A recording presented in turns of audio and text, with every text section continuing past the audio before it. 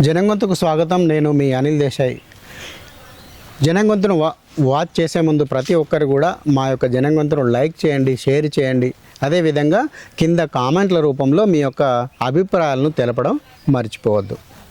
ఇక వార్తలోకి వెళ్దాం. సాధారణంగా ఒక సామెత ఉంది, మీ ఇంటికి వస్తే ఏమిస్తారు, మా ఇంటికి వస్తే ఏం తెస్తారు.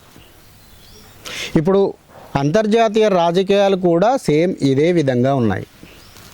అంతర్జాతీయ రాజకీయాలను పక్కన పెట్టండి, మన దేశంలోని కొంతమంది పరిస్థితి మాత్రం ఇలాగే ఉంది. ఎందుకంటే మా వరకు వచ్చేసరికి మా మాటే నెగ్గాలి, బయటకు వెళ్ళినప్పుడు మాత్రం అక్కడ చట్టాలనే అమలు చేయాలి. ఇది చాలా వరకు చాలామంది పరిస్థితి వినిపిస్తున్న మాట. కానీ రాను రాను ఒకప్పటి లెక్క కాదు. ఇప్పుడు దాదాపు 100 ఏళ్ళ కింద అంటే భౌగోళికంగా కూడా చాలా ఎక్కడ కూడా సరిహద్దులు అనేటివి కానివ్వండి, ఇతరత్రా పరిస్థితులు ఏది కూడా కొంత సరళతరంగా ఉండేవి. కానీ రాను రాను ఒక దేశాల రూపకంగా ఒక సరిహద్దు, దానికంటే ఒక సరిహద్దు, దానికంటే ఒక సైన్యం, అంటే వెనకటి రోజుల్లో కూడా సైన్యం ఉంది. కానీ రాను రాను వచ్చే పరిస్థితుల సైన్య రేఖలు మారిపోయాయి. వారి యొక్క పనితీరు కూడా మారిపోయింది. ఒక దేశం నుంచి ఇంకొక దేశానికి వెళ్ళాలంటే కూడా ఒక పాస్పోర్టు లేదా వీసా ఇలాంటి నిబంధనలు ఎన్నో మనము పెట్టుకున్నాం. ఈ నిబంధనలకు అనుగుణంగానే దీనికి కూడా మళ్ళీ అంతర్జాతీయంగా కూడా ప్రత్యేక చట్టాలను ఏర్పరచుకోవడం జరిగింది. మనం ఆ చట్టాలకు అనుగుణంగా ఆయా దేశాలు ఆ యొక్క వ్యవస్థలు, రాయబార కార్యాలయాలు ఇవన్నీ ఏర్పాటు చేసుకొని ఒక ప్రత్యేకమైన వాతావరణంలో ఒక ప్రత్యేకమైన చట్టాల కింద మనం బ్రతుకుతున్నాం.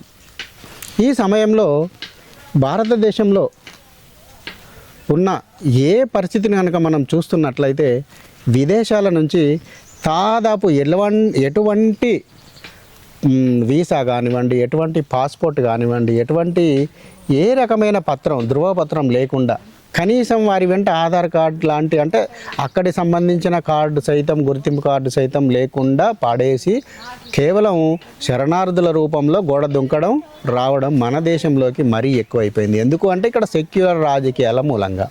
ఇప్పుడు చూడండి, ట్రంప్ గెలిచి గెలవగానే మాట్లాడుతున్నాడు, మా దేశంలో ఎవ్వరు కూడా ఒక్క వ్యక్తి కూడా అక్రమంగా నివసించడానికి వీల్లేదు, తరిమేస్తాం, వెళ్ళగొడతాం, లేదంటే మీరు వెళ్ళను అంటే ఇక్కడ జైల్లో పడేస్తాం, అది కూడా నిర్బంధ జైలు, మళ్ళీ బయటికి రాకుండా జైల్లో పడేస్తామంటూ హుకుం జారీ చేశాడు. దానికి అనుగుణంగానే అక్కడ అధికారులు కూడా చర్యలు తీసుకుంటున్నారు. తాజాగా నిన్న కూడా భారతదేశంలో నుంచి అక్రమంగా నివసిస్తున్న దాదాపు 267 మందిని విమానంలో హుటాహుటిన భారతదేశానికి తరలించారు. కానీ అంటే ఇంతటి సీరియస్నెస్ అమెరికాలో వస్తోంది. అంటే ఎవరైతే అక్రమంగా అమెరికాలో చదువు నిమిత్తమో లేకపోతే ఇంకేదో నిమిత్తమో పోయి అక్కడనే తిష్ట వేసి అక్కడనే అక్రమంగా అంటే ఎలాంటి ధృవపత్రాలు కానీ, వీసా పర్మిట్లు కానీ, వర్క్ పర్మిట్లు కానీ లేకుండా నివసిస్తున్న వారందరినీ కూడా అమెరికా వెళ్ళగొడుతోంది. కానీ అదే సమయంలో మరి మన దేశం ఏం చేస్తోంది? మన దేశంలోని అక్రమంగా నివసిస్తున్న వారి పట్ల మన చట్టాలు ఏం మాట్లాడుతున్నాయి? మన యొక్క వ్యవస్థ ఏం తెలుపుతోంది? ఇదే ఇక్కడ $100 ప్రశ్న. కానీ మన దగ్గరికి వచ్చేసరికి ఎవరైనా అక్రమంగా వచ్చి ఇక్కడ దాదాపు వెళ్ళకూడదాము అంటే వింతైన కారణాలు ఇక్కడ సమాజం నుంచే. మరి వాడు రేపు వచ్చి మన మీద ఏదైనా దాడులు చేస్తాడా, లేదంటే వ్యవస్థీకృత నేరాలకు పాల్పడతాడా? ఎందుకంటే ఎలాంటి ఆధార్ కార్డు, ఎలాంటి గుర్తింపు కార్డు, ఎలాంటి ఏమీ లేని వ్యక్తిని ఏ విధంగా చట్ట పరిధిలోకి తీసుకొచ్చి అతన్ని శిక్షిస్తారు? అతను ఎలా దొరుకుతారు? ఒక నేరం చేసిన పిదప ఆ వ్యక్తి ఎలా దొరుకుతాడు? ఇలాంటి ప్రశ్నలు ఏవి వీరికి రావు.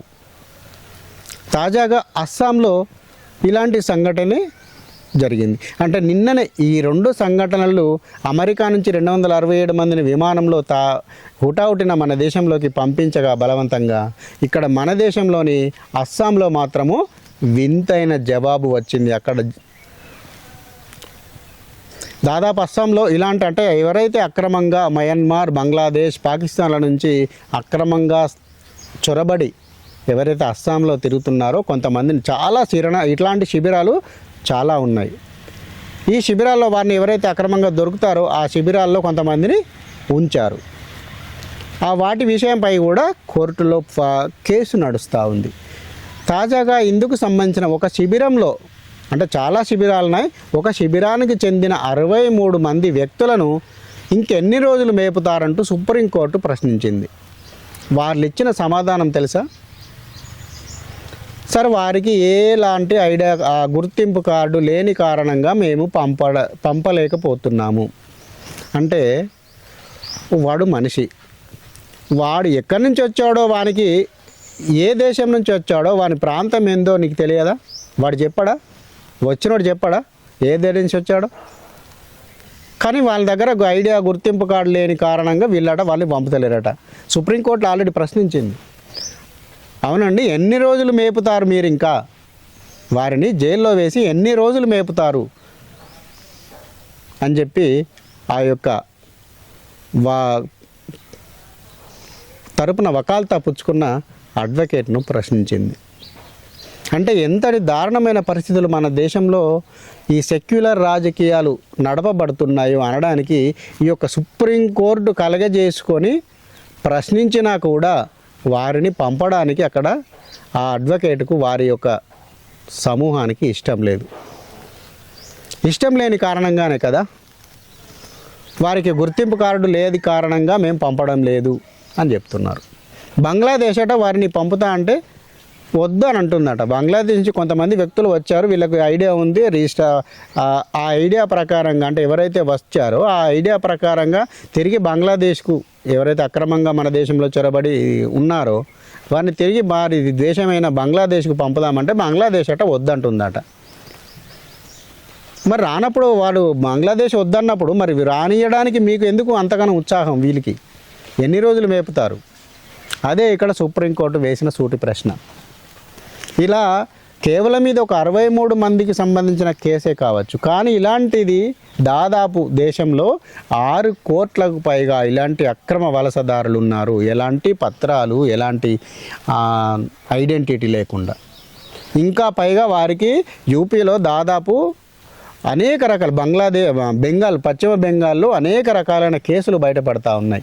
వారికి ఆధార్ కార్డులు ఇప్పించడము, రేషన్ కార్డులు ఇప్పించడము, వృద్ధాప్య పెన్షన్లు ఇప్పించడము, భూములు ఇప్పించడము, భారతీయ పౌరునికి ఎలాంటి, అంటే ఈ దేశంలో పుట్టి ఈ దేశ మూల నివాసికి ఎలాంటి సౌకర్యాలు అయితే కల్పిస్తున్నారో అలాంటి సౌకర్యాలన్నీ కూడా ఇలాంటి అక్రమంగా వలస వచ్చిన వారికి పత్రాలు పుట్టిస్తూ వారికి ఈ ప్రభుత్వ నుంచి వచ్చే సంక్షేమ పథకాలన్నీ కూడా కల్పిస్తున్నారు.